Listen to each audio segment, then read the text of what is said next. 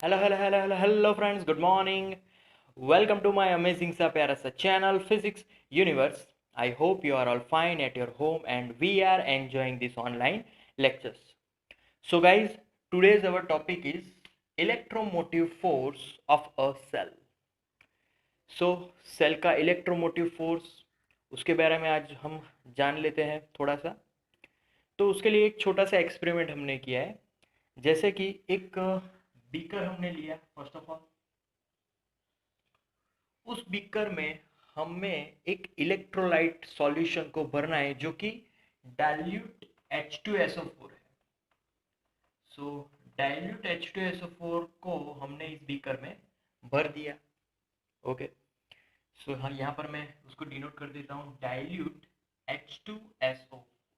Okay, now यहाँ पर हमें दो इलेक्ट्रोड्स को इस डाइल्यूट H2SO4 में अंदर रखना है कि जिससे उसकी सरफेस इस H2SO4 से टच हो जाए। तो उसका काफी कुछ हिस्सा हमें अंदर की तरफ रखना है। तो ये हमारे रॉड्स हैं। This rod is made up of copper material. So यहाँ पर ये कॉपर है and this one electrolyte is made up of, yes, this is our zinc. So दो इलेक्ट्रोड्स हमने अंदर रख दिए। थोड़ा सा पोर्शन उसका सिर्फ हवा पे है, सिर्फ एटमॉस्फेयर के बाहर, मतलब कि जो हमारा डाइल्यूट H2SO4 है उससे थोड़ा सा बाहर है। ओके, नाउ यहाँ पर एक प्रोसेस हमें समझनी है कि जैसे ही मैं इन रॉड्स को यहाँ पर रखूंगा, सो व्हाट हैपन्स हियर कि ये जो डाइल्यूट H2SO4 है उसमें दो आयन डिवाइड हो जाएंगे। एक तो H plus and the other one is SO4-2। सो दो आयन्स डिवाइड हो गए।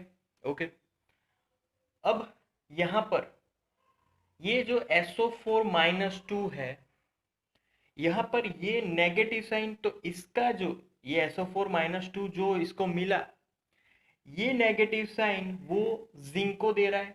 सो उसका इलेक्ट्रॉन जिंक को मिल रहा है and due to the gaining of electrons this electrode becomes negative terminal.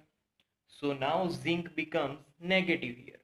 Okay, after that यहाँ पर H प्लस। तो ये जो कॉपर का इलेक्ट्रोड है it gives the electrons to our H plus. तो वो अपना इलेक्ट्रॉन इलेक्ट्रोलाइट्स को दे रहा है, इलेक्ट्रोलाइट्स में से इस आयन को दे रहा है और वो न्यूट्रलाइज भी हो जाएगा। सो ये यहाँ से इलेक्ट्रॉन दे रहा है, इलेक्ट्रॉन दे रहा है मीन्स यहाँ पर इलेक्ट्रॉन की डेफिशिएंसी है and due to the deficiency of electron this electrode becomes positive terminal. So यहाँ पर इलेक्ट्रोड्स के पॉजिटिव और नेगेटिव टर्मिनल बन गए because of their material, zinc का मटेरियल और कॉपर का मटेरियल। सो यहाँ पर ये हमें एक प्रोसेस देखने को मिल रही है यहाँ पर। तो ये एक सेल बन गया। कैसे? तो एक पॉजिटिव एक नेगेटिव दोनों आयन दोनों टर्मिनल से एक सेल बन गया। So positive we can denote by this symbol, this is our cell symbol. Okay, so ऐसा क्यों हुआ? कैसे कोई भी आयंस को एनर्जी मिलके वो जा रहा है नेगेटिव डायरेक्शन में, वो जा रहा है, मतलब कि यहाँ पर कुछ फोर्स तो लग रहा है, इसीलिए यहाँ से इलेक्ट्रॉन निकल कर बाहर आया, यहाँ पर इलेक्ट्रॉन पहुंच गया और इसको नेगेटिव बना दिया। That force is called electromotive force. उसको हम लोग सिंबलाइज करते हैं, शॉर्ट में बोलेंगे EMF।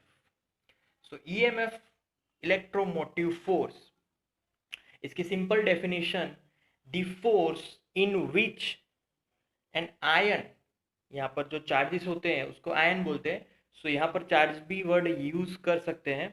The force on that charge, that force is, due to that force charge is moving inside electrolyte.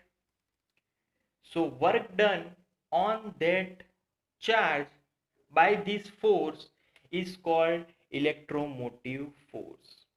तो electromotive force is nothing but एक unit charge हमने ले लिया। यूनिट चार्ज को मूव करने के लिए, अब जब यूनिट चार्ज जब कभी भी मूव करेगा तो वो कुछ वर्क करेगा। So work done by that unit charge, that force is called electromotive force. अब इलेक्ट्रोमोटिव फोर्स की अगर हमें उसका सिंबलाइज करना हो तो इसको एप्सिलॉन से हमें सिंबलाइज करना है। So epsilon is equal to always W work done to move that charge upon that charge Q। So यहाँ पर हमने इलेक्ट्रोमोटिव फोर्स कौन से चार्ज का लिया? Q चार्ज का। सो Q चार्ज को W जितना वर्क कराएंगे तो जो वैल्यू मिलेगी दैट इज अवर EMF। और we can say that whenever we take Q is equal to 1 coulomb, मतलब कि यहाँ पर चार्ज को हमने यूनिटी ले लिया। So E is equal to W। So at that time EMF electromotive force becomes the work done on that unit positive charge or negative charge. It will depend on the charges. So this is electromotive force of a cell. Now we are moving on to factors affecting on the EMF. तो यहाँ पर मैं लिख लेता हूँ factors। तो पहला factors है, first factor is depend on the material of electrodes।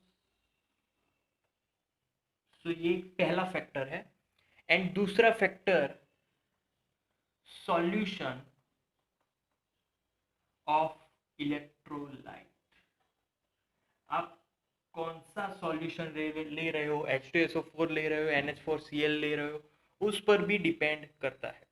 But factors which are not affecting, so not affecting factors भी यहां पर मैं लिख लेता हूं। तो पहला फैक्टर है कि it will never depend on the distance।